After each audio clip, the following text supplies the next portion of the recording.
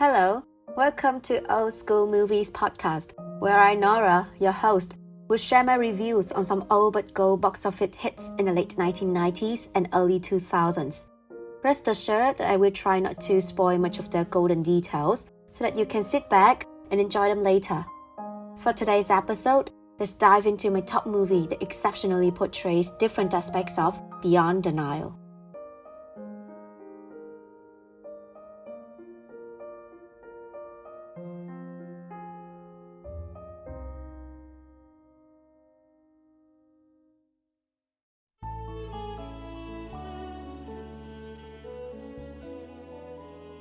At the age of 5, I was a very carefree child, enjoying life in every of its pieces. My routine was the same week by week, but it was never boring. After a very playful day at school, I continued indulging myself at home with different classic cartoons like Tom and Jerry or Nubagati, known as Well Just You Wait in English, a Russian cartoon sitcoms that were very popular among the early 2000s babies in Vietnam. My early life passed by like that, with no significant marks, until one day, my neighbor friend invited me to her house and had a first try at her new TV set. It consisted of a giant display complimentary with a CD reader and no antennas. As we couldn't wait to explore this innovative machine, we decided to have a look at the movies offered by a CD store in the neighborhood. At first, there were not many interesting titles for us. Or maybe we finished watching most of them before. But I was totally captured by one called The Prince of Egypt. My impression was like what Egypt meant. A country, a city, or a town. And we both agreed on bringing this CD back. For around 90 minutes, we were both into the plot and couldn't even leave our seats for a water break. What stunned me was the scene and the setting I had never witnessed in my life. An ancient kingdom with gigantic statues, a land that was full of sand, and a royal family dressed in a quite minimalist but still elegant fashion. As a kid, my impression of the movie stopped right there.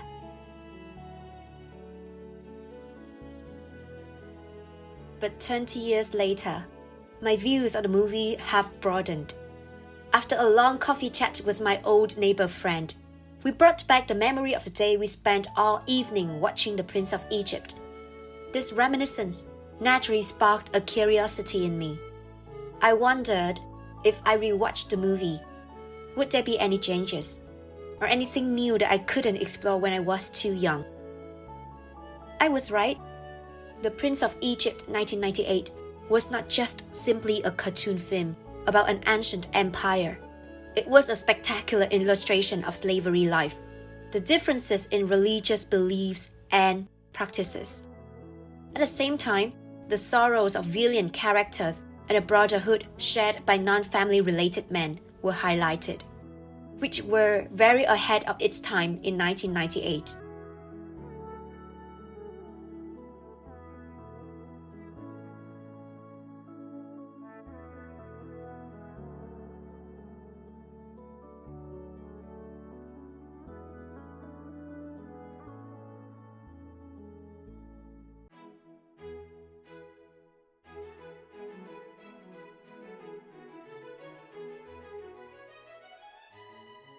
The Prince of Egypt 1998, produced by DreamWorks Animation, is an animated musical drama that reimagines the biblical story of Moses, raised as a prince in Egypt alongside his adoptive brother, Ramesses.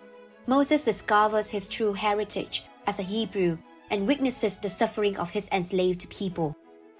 This revelation sets him on a journey of self-discovery and spiritual awakening. Fleeing Egypt, Moses encounters God through the burning bush and is commanded to return to free the Israelites. Despite initial resistance from Ramesses, now Pharaoh, Moses calls forth divine plagues upon Egypt, culminating in a miraculous parting of the Red Sea. This allows the Israelites to escape while pursuing Egyptian army is engulfed by the returning waters.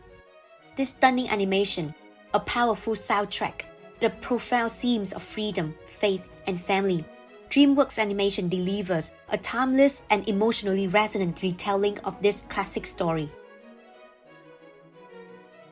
A grand, prosperous, and powerful ancient Egypt slowly unveils throughout the movie. The film showcases the cultural richness of Egyptian elite, including grand celebrations, music, and artistic achievements. One memorable scene features a wall painting brought to life, illustrating Egypt's mythological stories and historical conquests. These elements underscore the Egyptians' pride in their heritage and accomplishments, offering a glimpse into their worldview and values. While showing admiration to the Egyptian creation, the film doesn't miss its infamous deed, widely known as slave exploitation. The Prince of Egypt 1998 vividly portrays the social divide between Egyptian elite and the Hebrew slaves. The grandeur of Pharaoh's palace, with its ornate architecture and opulence, starkly contrasts the squalid, overcrowded conditions of the slaves' living quarters. This contrast is amplified by visual cues. The Hebrews toil under the scorching sun, while the Egyptians revel in their power and privilege. Such depictions emphasize the stark inequality and the systemic oppression that fuels the narrative. Daily lives of both groups are parallelly set throughout the film. The Egyptians are shown engaging in luxurious banquets, architectural feats, and ceremonies, highlighting their prosperity and dominance. Meanwhile, the slaves are depicted in scenes of relentless labor, constructing massive monuments under the whip of overseers. These details lend authenticity and highlight the human cost of the pharaoh's empire. Significantly, the conflict between Moses and Ramesses symbolized the ideological clash between monotheism and polytheism. In many scenes, their shared upbringing as brothers is juxtaposed against their diverging beliefs. Moses' faith in the God of Hebrews versus Ramesses' adherence to the pantheon of Egyptian gods. This duality is visually captured during the plagues, where divine intervention disrupts the natural order revered by the Egyptians, and in moments like Moses confronting the opulent idols of Egypt while championing his faith in one God. Through its detailed word building, cultural depth, and exploration of faith and power dynamics, The Prince of Egypt 1998 not only tells a compelling story, but also offers a profound commentary on equality, belief system, and human resilience that to some extent still resonates with the modern world.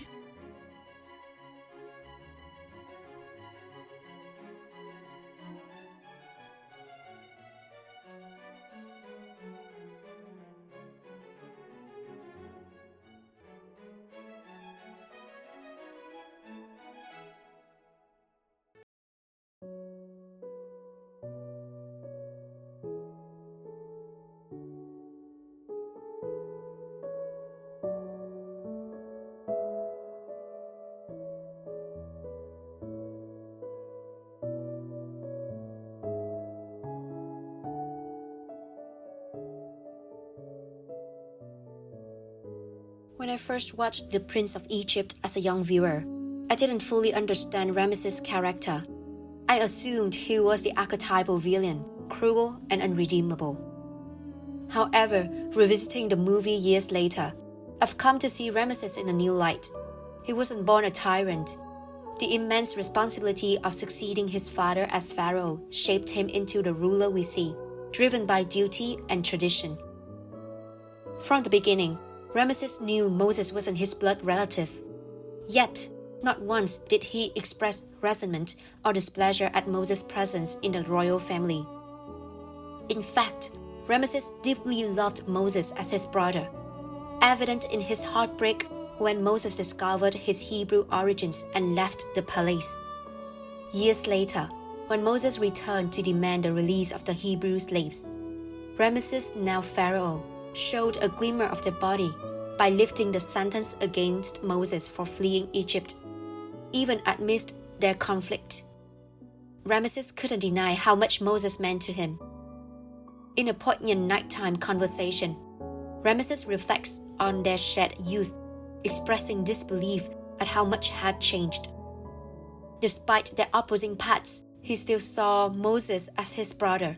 This relationship makes Ramesses a deeply compelling character, transcending the simplistic villain archetype common in 1990s film.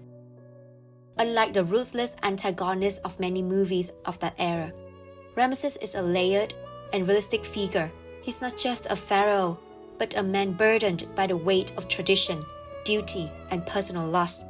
His sorrow at losing his son, his anguish as Moses turning against him, his enduring affection for his adopted brother reveal a man torn between his responsibilities as a ruler and his humanity.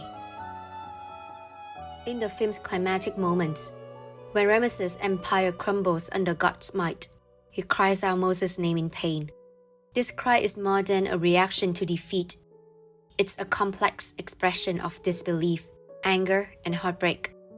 He's lost not only his kingdom, but also the brother he cherished. Moses, too, faces a similar conflict.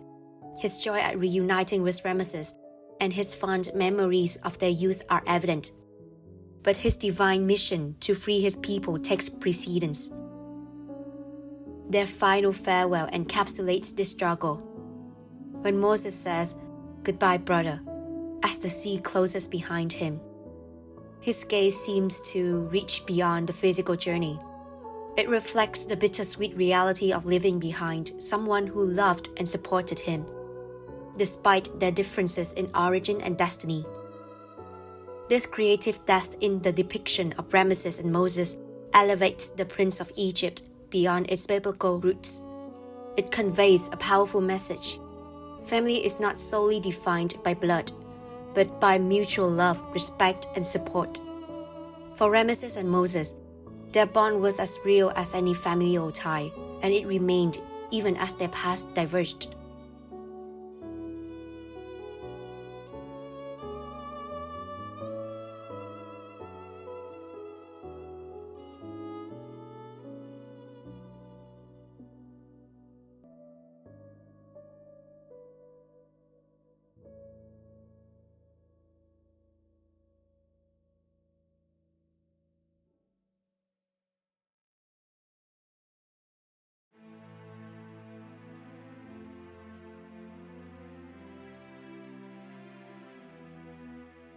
It would be very lacking stating the success of this movie without mentioning its splendid musical soundtrack, crafted by Steven Stewart and Hans Zimmer. It is truly the soul of this masterpiece, lingering in the audience long after the end of the movie. It seamlessly blends storytelling with emotional depth, making every song an integral part of the narrative. All 5 songs are well interwoven in the plots and different conflict stages among characters. But for today, I want to delve further into the opening song and the ending song, which play as main narrations of the scene, not just a complement for the storylines. Right at the opening, the audience are exposed to deliver us a song of vibrating melody, blended with a harmonic transition between its 2 climaxes. This haunting piece transports all viewers from modern day back to ancient Egypt, vividly portraying the suffering of Hebrew slaves building monuments for the Egyptian highness while under the dictatorship of royal soldiers.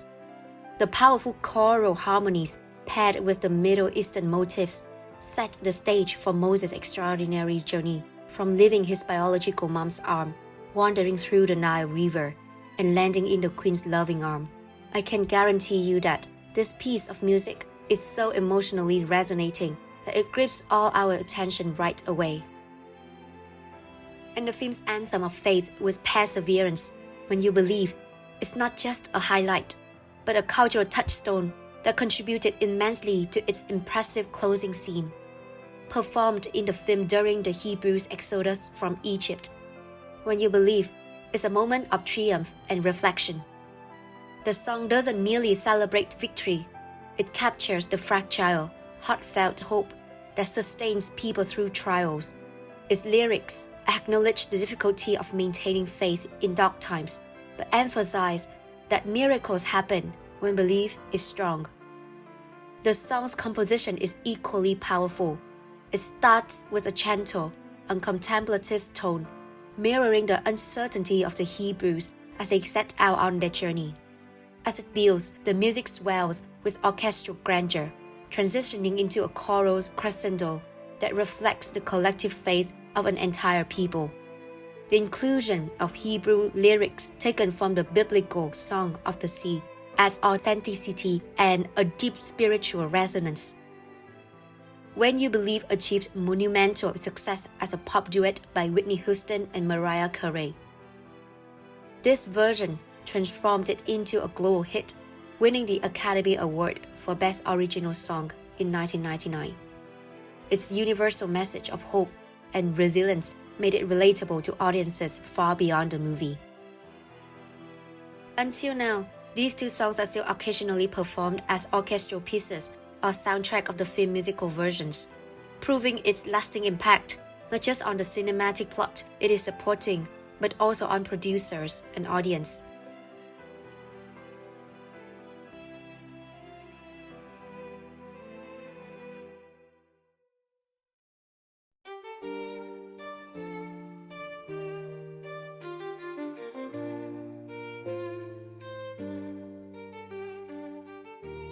The movie ends, but for me, the journey doesn't stop there.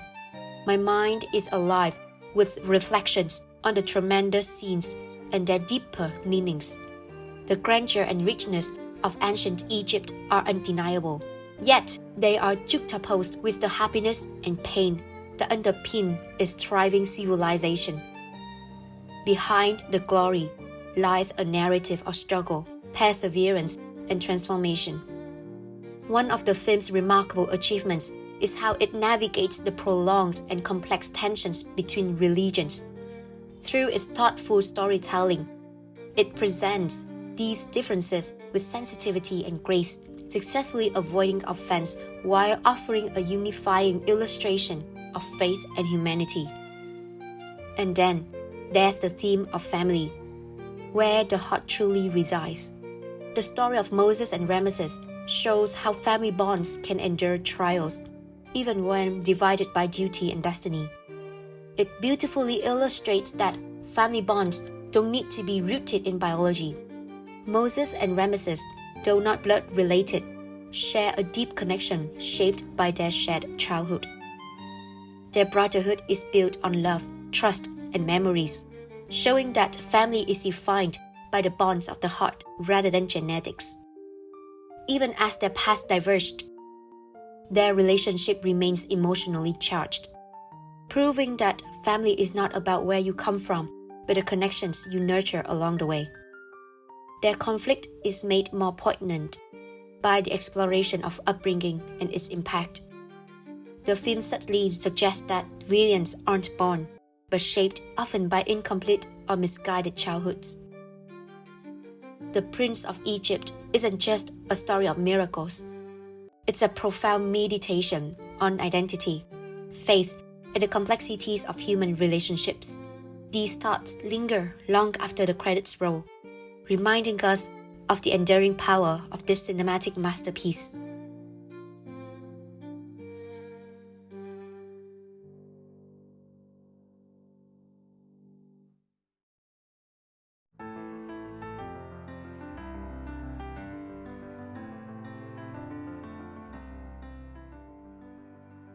So that's the end of my sharing today.